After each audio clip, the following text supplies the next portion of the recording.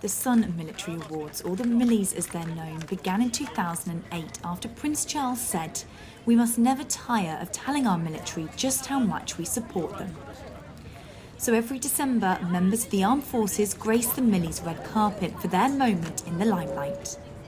To help with that glitz and glam are plenty of celebrities who are out in force this year, all attending to recognise the bravery and dedication of the men and women from all three services. It's one of the events of the year that I really look forward to, and you know, it's such a special night to celebrate what these guys do for us and what they do for the country and what they do for the family. You know, it's such an incredible night and something that we should all be very proud of, and we all are very proud of. I feel just incredibly lucky. Over the past few years I've been able to go out to places like Iraq and Afghanistan and see firsthand the amazing job that all our servicemen and women are doing out there, and so I think something like this is so important to be able to say thank you. Nights like these are very important. It takes politics out of the equation. It's a night to say thank you to men and women who've put themselves in danger on our behalves, and you know, they deserve the recognition, so they're important evenings. 8 awards were presented, which had been carefully selected by a panel of 11 judges, including Jeremy Clarkson and Penny Lancaster. This is the 7th year the Millies have taken place, but this one is unique. 2014 has seen British troops leave Afghanistan after 13 years of fighting in the country. So tonight is a special commemorative event where 4 awards are going to groups of special Afghan heroes.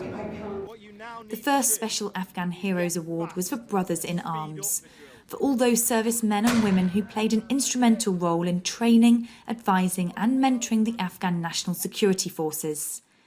Simon Cowell and Alicia Dixon presented it to members of 3 Rifles, who accepted the award on behalf of all those who helped create the 350,000-strong Afghan force. And you see a sort of selection here. You know, there were so many different sort of Capt badges and units who did the role. So it's a great privilege to accept it on all their behalf over the sort of, you know, the entire campaign in Afghanistan. When we watched the film, Alicia and myself backstage, you know, you're used to seeing this sort of stuff in a movie and it's acted out. The fact you're watching something for real and you're in the moment. I have no idea how they did it, but it was selfless and sort of typified what this award was, which was Brothers in Arms, and you know, they walk the walk. The next Special Afghan Heroes Award was for the Lifesavers, recognising medics such as Michelle Ping and Flight Lieutenant Ian Fortune, who are in the medical chain to save lives on the battlefield and nursing the injured back to full health. It's exciting. I'm really pleased to be here, and thank you to Lacey for portraying me and making me look absolutely gorgeous, even though I didn't look like that at all because I didn't wash for weeks, but there we go. But yeah, it's just a fantastic experience and I'm really, really pleased to be here. Thank you. I mean, people just have no idea. It's just amazing. You just stand and talk to them and they're just such strong, determined sort of, you know, they don't think they've done anything that great. They're just like, oh, yeah, I just did it. It's amazing. The Firefight was the 3rd Special Afghan Heroes Award, honouring those who courageously took on the Taliban head-on. So I think it's a really good opportunity at the end of Afghanistan to all come together and celebrate what we've achieved there. It's been a massive collective effort. This is not about one unit, this is not about one individual, this is about a team effort on the front line in Afghanistan, and we're all very proud that we can be here sort of to collect on behalf of all the units who have fought there. The final Special Afghan Heroes Award was for those in bomb disposal, praising all those who sought out and destroyed the IED, the biggest threat to the British forces. But it wasn't all about Afghanistan. HMS Illustrious was hailed Hero Abroad. Her 32-year career took her 90,000 miles around the world, including delivering vital humanitarian aid to the Philippines after Typhoon Haiyan struck. I'm proud, as should the rest of the ship's company, but also our families who supported us. It was said earlier, you know, that we were on our way home just about and got turned around. So it was a big shock for them, and I'm sure we're all looking forward to being home for Christmas this year. From November to February 2014, major winter storms caused some of the worst flooding in the UK.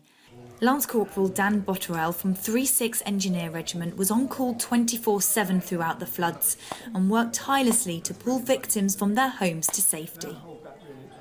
In an emotional acceptance speech, Louise Fetigan received the Support to the Armed Forces Award. She set up My Daddy is a Soldier Adventures, a charity for British Army children who face unique challenges, especially when a parent is deployed. It was really unexpected, hence the tears.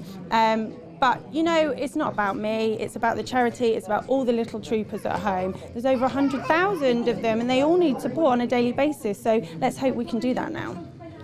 The Judges' Special Award went to the Commonwealth War Graves Commission and William Moody, who started working at the Commission as a pupil gardener when he was 16 years old. It is emotional for us, yeah, and for me, because I worked all my life for the War Graves Commission. I spent all my life in the cemeteries. A very emotional, proud and humbling event for all attending, reminding the armed forces just how much they're appreciated.